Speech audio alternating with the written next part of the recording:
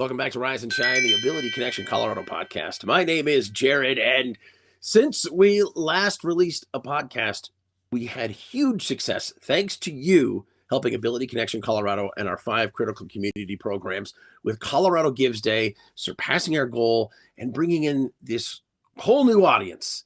Thanks to the help of all the people who have helped us for years, if not decades, and then new people showing up to see the vital work they get to be a part of with Ability Connection Colorado. So thank you so much. And now a pleasant segue to a guy who's not only on the board of Ability Connection Colorado, and not only will further inspire and educate you on how to include others and provide the opportunities necessary for people who just simply are, hey, I'll do it. I'm here. For that massive audience in this country that simply wants that chance. Not only that, but Jacob Becklund, all the things you do, all your resume out there fighting and advocating for people with disabilities. I had no idea that you were also a volunteer high school softball and baseball umpire. Yeah. My son's a baseball guy, and they're always looking for umpires, and everybody's scared to death to do it. Yeah. I mean, I it's funny. I really enjoy, I umpire high school baseball and softball. And one of the things I really enjoy about it is being connected and part of the community, right? Because, I traveled so much coming up that I never really kind of had that prior to the last few years in my kind of adult professional life. And, I've worked with a number of other umpires, and I'm frequently praised for being able to remain calm under pressure. And I have to remind them, like, guys, yeah, it's Kevin's dad who doesn't know what he's talking about, who's yelling at me. And like, I have had Nancy Pelosi yell at me in my career. Like, Kevin's dad does not put the fear of God in me. Like, if you guys decide I'm bad at calling balls and strikes, you will ask me to stop calling balls and strikes. And like, my life will go on, as much as I enjoy the challenge of, officiating a clean, fair game. That is amazing. I want to start the Nancy Pelosi School for Bravery, and everybody can just come out the other side like, okay, I'm not going to be afraid of Kevin. Look, it takes a very specific personality type to get off of my day working on the ins and outs of political fighting, and go out and get yelled at for 2 hours for screwing up every call allegedly somehow. Well, I trust your ability to make a good call, which is why I'm going to ask you, how are we doing here in Colorado as far as advocating for people who simply want opportunity? I think one of the things I've seen most strongly is, the fights at the Capitol have in Colorado haven't centered disabled voices as much as I think we would like, right? We've seen dramatic cuts to Medicaid. We've seen dramatic cuts to Head Start. We've seen, forced poverty wages for disabled folks, like we see in a lot of places, all kinds of challenges that disabled folks face. And yet we see so few disabled folks out in front and center being those advocates. And so I think one of the biggest things we need to do is be diligent about centering people's lived experiences in tackling those challenges, right? We wouldn't expect that somebody who wasn't from a racial minority group should be the spokesman for the racial minority group. We wouldn't expect that you or I, as straight white guys, should be the spokesman for women in Colorado. Like, I think we just have to be more specific, intentional, and diligent in making sure that when things that are impacting disabled folks come up, that we are really in the room having the conversation. I'll always remember in Iowa at one point, we were discussing a mailer that was going to go out. And, it had a picture of somebody that said, stand up for those who can't help themselves. And I remember saying, as a disabled person, like, don't talk about me like I can't help myself. You wouldn't want to talk about yourself that way. Like, no, don't do that.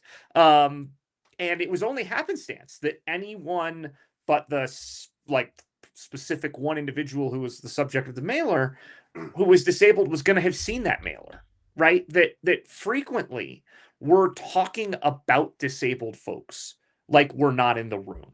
Okay, well, there's this great phrase that someone told me when I first started doing some work for Ability Connection Colorado, and it was not about us without us. Yep.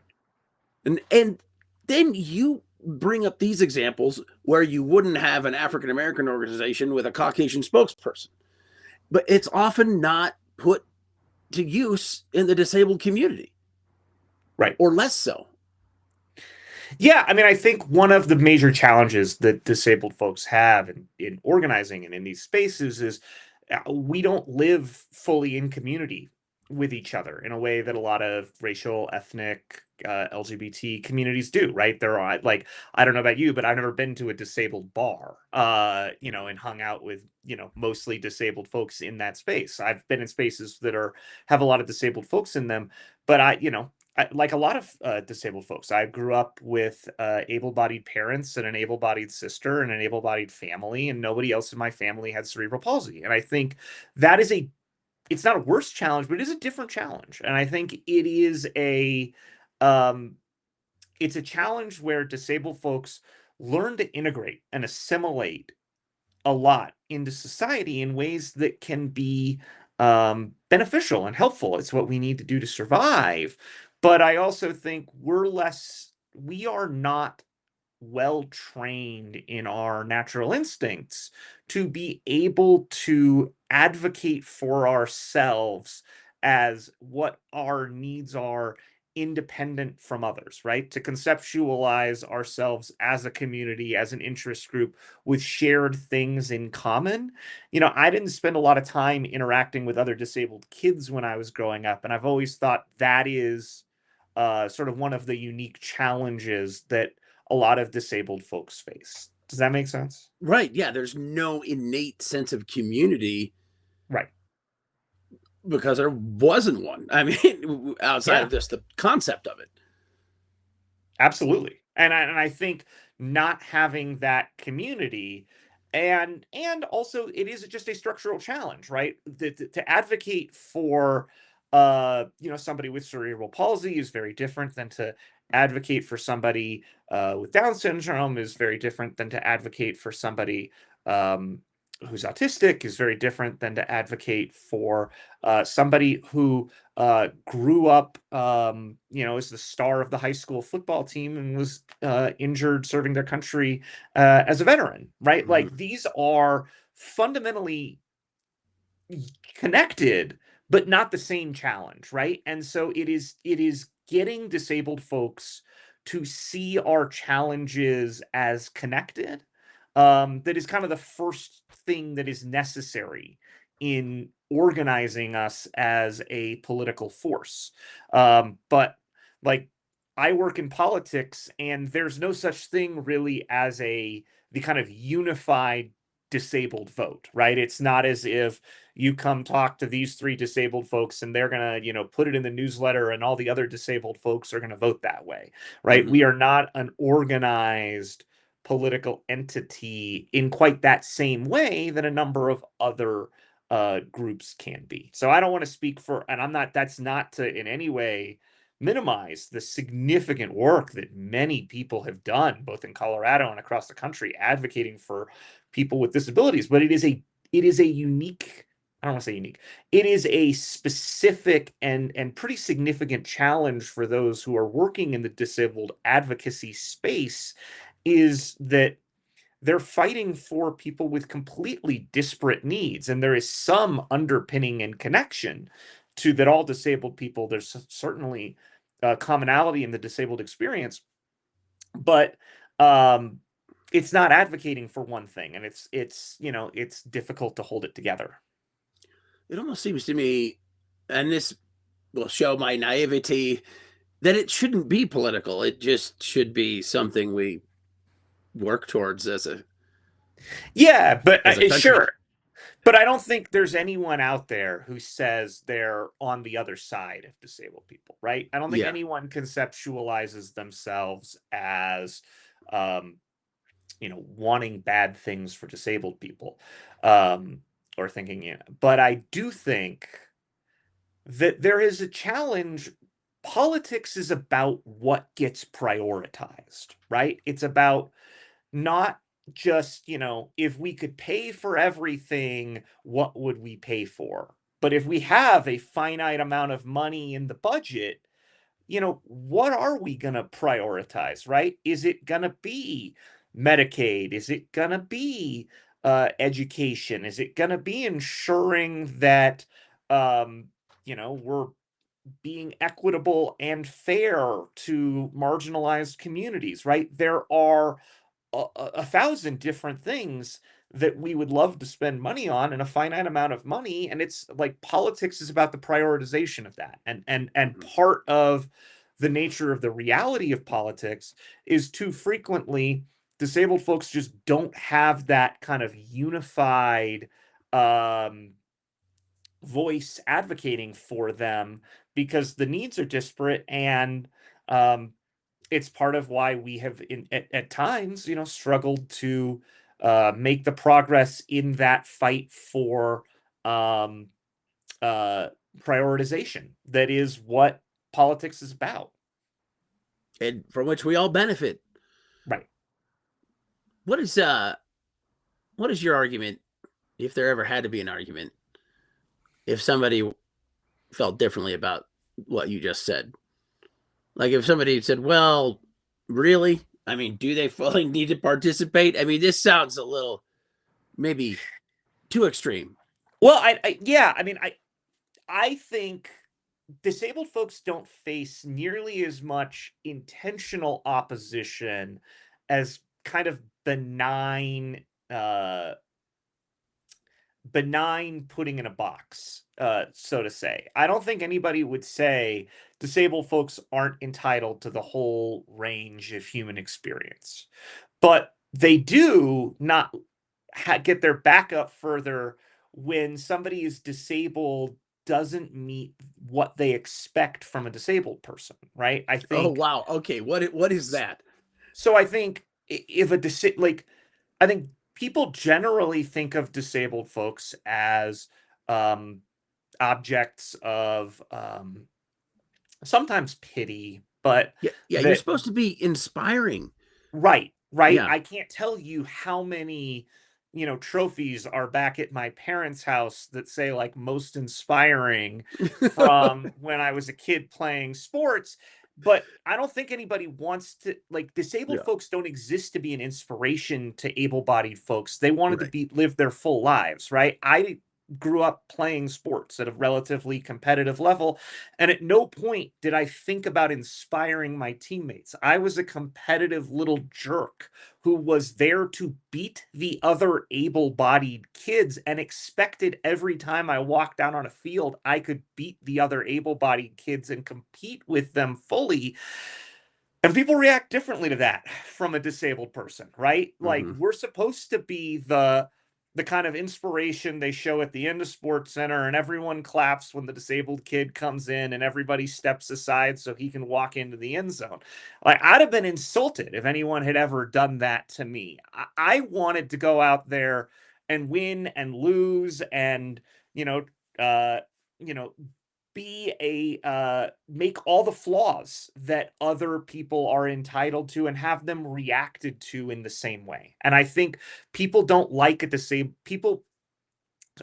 people struggle with a disabled person who walks into the room thinking that they can beat everybody else in that room at something. And I think when we come with an attitude of arrogance or whatever, I'm not defending that as, that disabled people should be able to have every flaw, but we get judged more harshly for similar flaws that are the flaws you would never expect from a disabled person because we're taught to look at disabled people a certain way. I don't know that I Well, articulated that well, but I think so because first off, I want to get you a competitive little jerk trophy.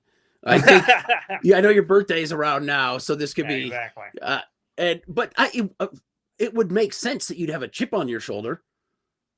Yeah, and I don't even know that it was a chip, right? I'll be honest, right? I think my relationship to disability is probably like a lot of folks, that it evolved over the years.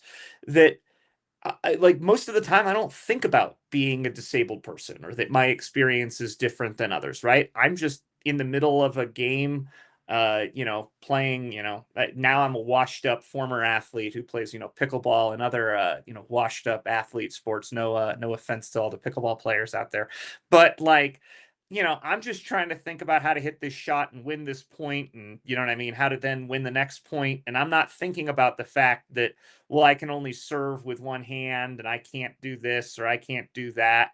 Like, I'm just trying to think moment to moment about how to win. And I think that relationship to being disabled, um, is just different than I think most other people conceptualize, right? I was never in on the joke that my existence was to make other people feel better about themselves, right? I was only in on the joke that I was there to do the best I could. And if I didn't compete as hard as I could at every moment of the day, I knew I was never going to win. You can talk to, my therapist about whether that's why I wound up joining campaigns as a career where, they print your results in the newspaper about how you did at your job. That's Mm. not exactly true of most other jobs, right? I've run congressional campaigns where they ran the results of the race on CNN and everybody could see how it went. Most other people's job performances aren't nearly as publicly reviewed. And so I think that is one of the things, though, that, growing up disabled, playing unfair games for a living, I think probably helped prepare me for. Is it helpful to try to educate the world on, I mean, does there even need to be an education on coexisting? Like on expectations? I mean, we just talked about, you're not gonna be the inspiration to everybody in the room. You don't wanna be, you just wanna exist and succeed. But it seems like, I'm guessing, when you go places, you probably have things you expect are gonna happen that you probably already have some massage, some ways to get around it. Just the way you're treated or your expectations, or I, I don't know. What is that? And if there are things, what can people do better? I can only speak from my experience, and what I have experienced is my navigation of the world as somebody with a disability was that I knew I don't ever want to be perceived as weak, right? That was one of the first things that I learned, and I think, you know, I think my parents would tell you probably my first sentence as a fully formed person was, "I do it myself."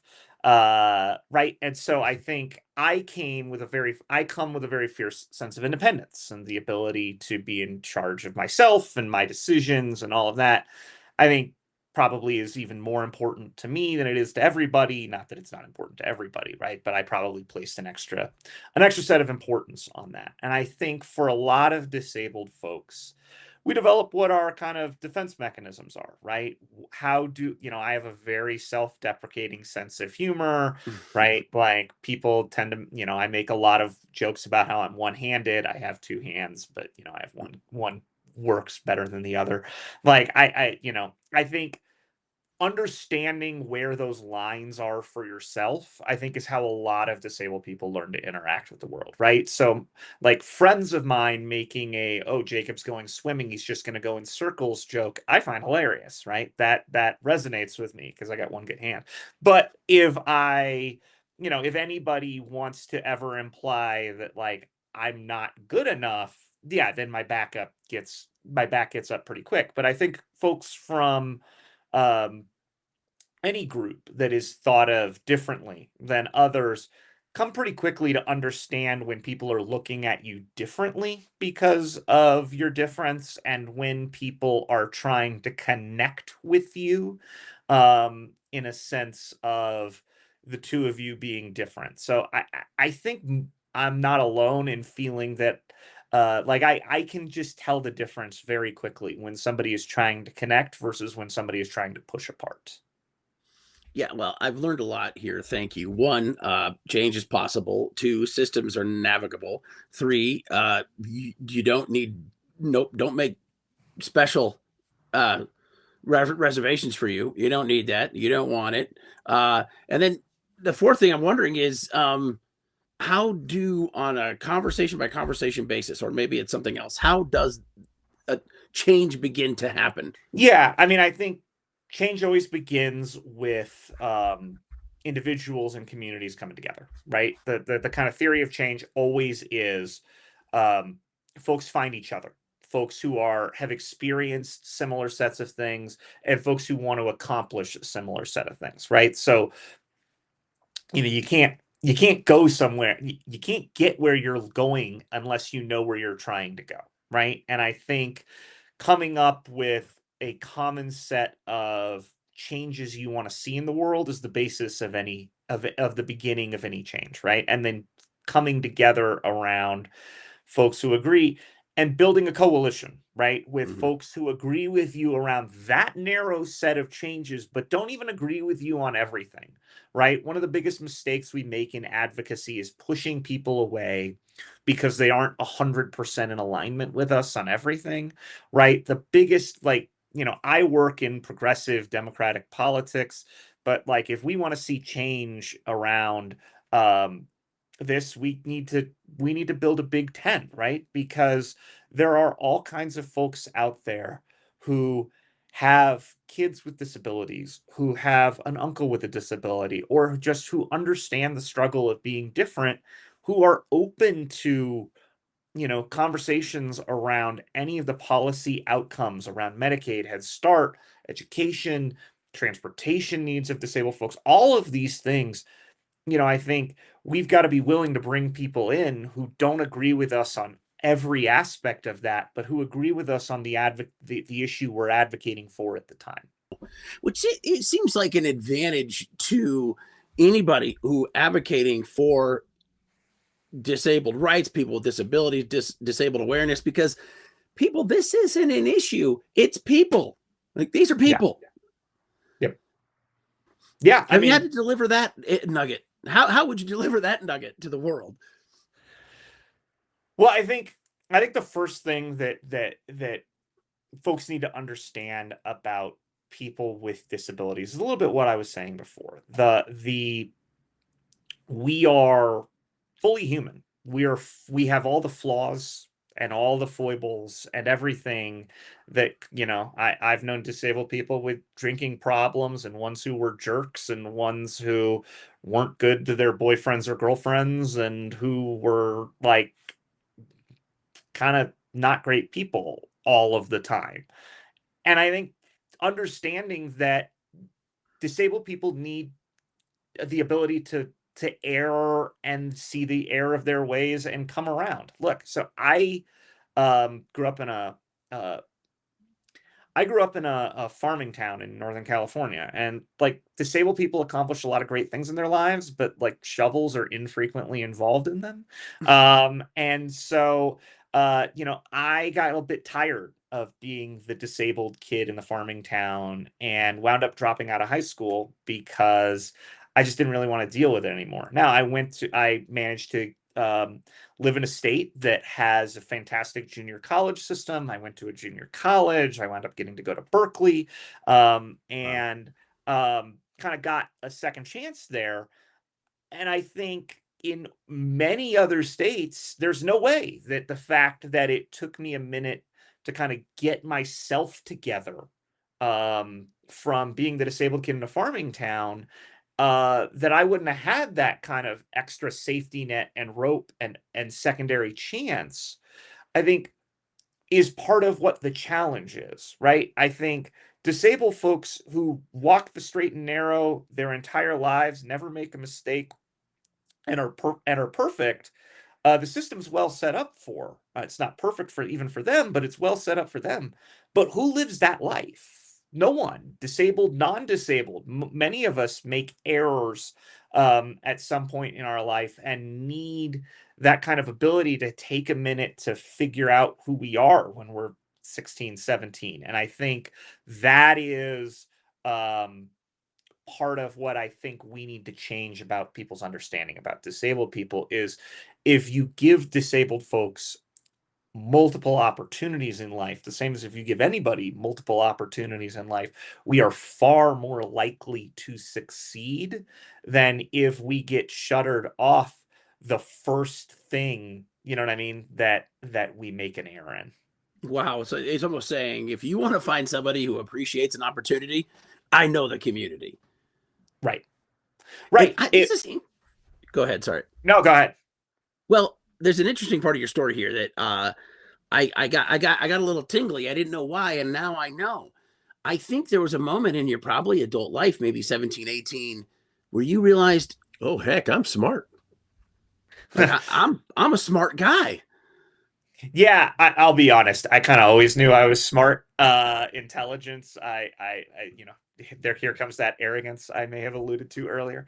Uh, Bring but it. I like it. I always knew. I always knew I was smart. It took me a minute to figure out how to not be wrapped up in my own head about whatever challenges I perceived in my life with the world and kind of figure out what I could do for others. And I think that was kind of the big unlocking for me in my life was the understanding that I had some things that had been, some talents and abilities to do things. And I think, like many people, found far more purpose and meaning being able to advocate for others than I ever did in fighting for myself. And I think that's part of what made me, I have a Berkeley degree. I did okay in school, but like it made me less of it's why I thrived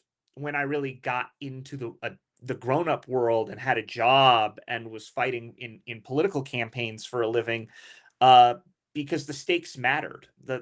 I learned for myself that the higher the stakes, the easier it was for me to show up and work hard, and that And nobody was handing you a shovel and expecting yeah. results. Yeah, exactly. I can use a shovel, but leverage and two hands are helpful. So so using figuring out what I could do that made myself a part of a community, that made myself a part of something, um, is part of when I began to come into myself as a grown up. All right, well, you're a baseball guy, so I trust your call, and I'm just going to put it all on you. Bottom of the ninth here. What what do you tell someone? I mean, there's going to be people. I'm showing our mission statement right now in Ability Connection Colorado. We're proud of what we do. Where all means all. But for those people, I mean, it could be any one of us that have fears, that have doubts, and they're seeing maybe that the system isn't the ally that they thought it might have been, or they're just within their own family, they're not sure what's next. What do you tell them?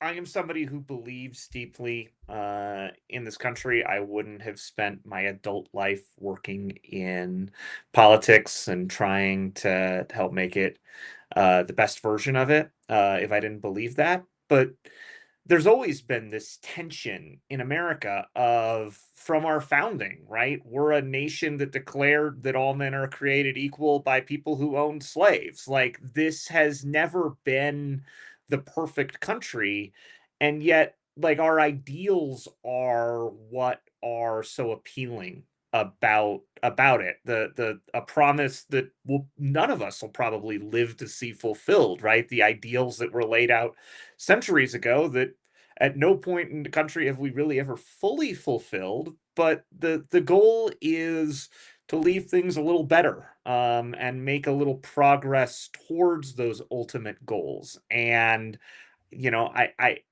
whether we're making progress in this exact moment is you know no matter what is happening in America at the moment, while those things matter, it shouldn't betray our sense that things can and will get better because we've seen this before, in so many ways.